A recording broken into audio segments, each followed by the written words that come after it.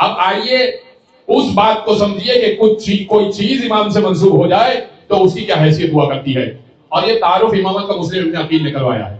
کمال کا تعارف ہے. اور اگر آپ نے اس خطبہ مسلم ابن عقیل کو سمجھ لیا اور سن لیا تو بڑا مزہ آئے گا, بڑا لطف آئے گا. مسلم ابن عقیل کوفہ بھیجے گئے تھے حالات معلوم کرنے کے لیے. مسلم ابن عقیل کوفہ پہنچے, مسجد میں ظہر اور عصر کی نماز کے دوران ایک خطبہ دیا امام حسین کی شان میں اور امامت کی شان میں, کہ امامت کیا چیز ہوتی ہے اور امام حسین کا مقام کیا ہے. وہ خطبہ آپ کی خدمت میں پیش کروں گا, انشاءاللہ آپ کو لطف آئے گا. 2 خطبوں کے درمیان نمازی ہے 18,000. اللہ آپ کو مسجد کوفہ کی زیارت کروائے. نمازی ہے 18,000. مسجد کوفہ بہت بڑی مسجد ہے.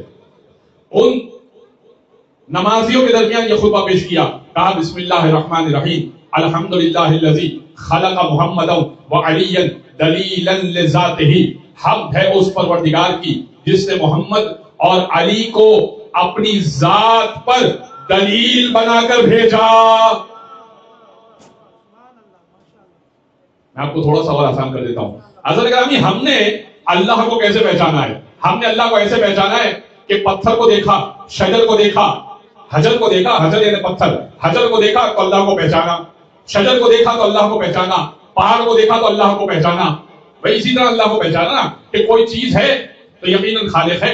یہ درخت ہے تو خالق ہے, یہ پہاڑیں ہیں تو خالق ہے, یہ دریا ہے تو خالق ہے. تو میں نے اور آپ نے اللہ کو ایسے پہچانا ہے کہ پتھر اور حجر اور شجر کے ذریعے سے پہچانا ہے. مسلم کہہ رہے ہیں نہیں, اپنی معرفت کا مقام تھوڑا بلند کرو. الحمدللہ الذی خلق محمدا وعلیا دلیلا لذاتہ. ہم ہے اس پروردگار کی جس نے محمد اور علی کو اپنی ذات پر دلیل بنا کر بھیجا. تم محمد اور علی جیسا نہیں لا سکتے, کوئی ہے جو ان کا خالق ہے, کوئی ہے جو ان کا خالق ہے. تو ہم ہے اس پروردگار کی کہ جس نے محمد کو پیدا کیا اور علی کو پیدا کیا اپنی ذات پر دلیل بنا کر. وَقَامَهُمَا مَقَامَهُ فِي سَائِرِ بَرِيَّاتِهِ. اور ان دونوں کو اپنے قائم مقام قرار دیا. یعنی اب میں اس کو سمجھاتا ہوں, قائم مقام قرار دیا یعنی کیا مطلب؟ مطلب یہ کہ جب بھی تم محمد کے خلاف بولو گے اللہ آیتیں اتارے گا.